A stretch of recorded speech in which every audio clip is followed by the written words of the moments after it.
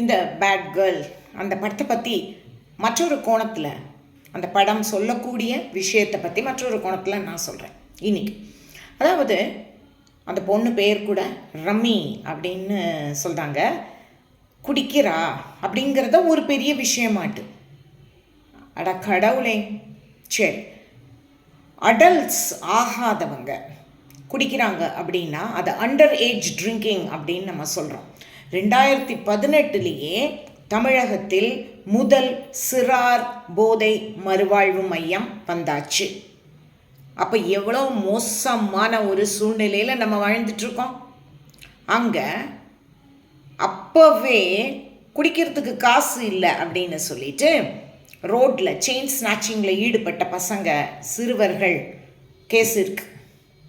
11 to 17 வயதுக்கு உட்பட்டவங்க குற்றச்செயலில் ஈடுபடுறாங்க இந்த ஒரு விஷயத்துக்காக வேண்டி அப்படின்னு அப்போவே நமக்கு ஓப்பன் டிக்ளரேஷன் வந்திருக்கு.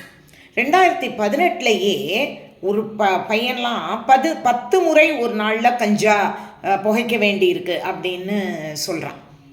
அப்படின்னு சொன்னவனோட வயசு எவ்வளோ தெரியுமா? 12.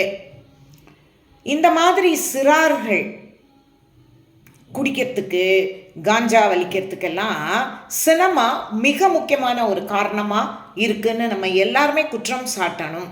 மறுவாழ்வு மையங்களே வாழ்க்கையாக வாழ்விடமாக ஆகி போயிடும் இல்லைன்னா வர்ற தலைமுறைக்கு. முந்தியெல்லாம் 19 to 20 வயசு உள்ள பசங்க குடிக்க ஆரம்பித்தாங்க.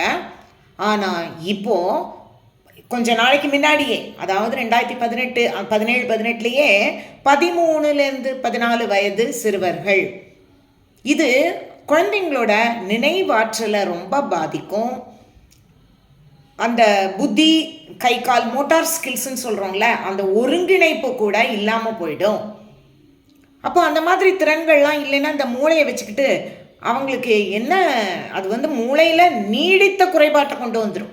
அப்போ அதால் ஒரு பிரயோஜனமும் இல்லாமல் போயிடுவாங்க. பெரியவங்க குடிச்சிட்டு ரோட்டில் கிடக்கிற மாதிரியே இப்போ இனிமேல் சிறுவர்களும் அழிஞ்சு போகிறதுக்கான வாய்ப்பு ஜாஸ்தியாக இருக்குது. குடிப்பவர்களில் 10 to 20% பேர் அடிக்ஷன் ஆகிறாங்க அப்படிங்கிறது இன்னைக்கு ப்ரூவ் ஆயிருக்கு. 20% பீப்புள் அடிக்ட் ஆகுறாங்க.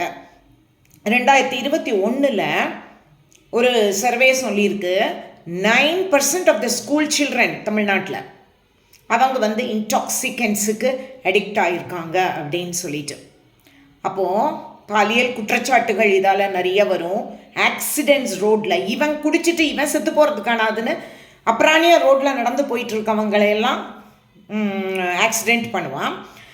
நிறைய புள்ளிங்கோ கதையாகவே இருக்கும். சரி, சீரழிந்த கதைகளை பற்றியே நம்ம யூடியூப்பில் இனிமேல் பார்க்க போகிறோம். போக்சோ அதுதான் நிறைய பேரை கொண்டு போய் உள்ளே வைக்க போகிறது. ஏன்னா அவங்களுக்கு அந்த இதே இருக்காதுல்ல, அவங்களுக்கு ஃபில்டர்ஸ் எல்லாம் எடுத்து விட்டுரும். குடிச்சாச்சானா எதுவுமே இருக்காது, மூளையே செயல்படாது. அப்போது இதுதான் வருங்கால அரசியலா? யோசிங்க.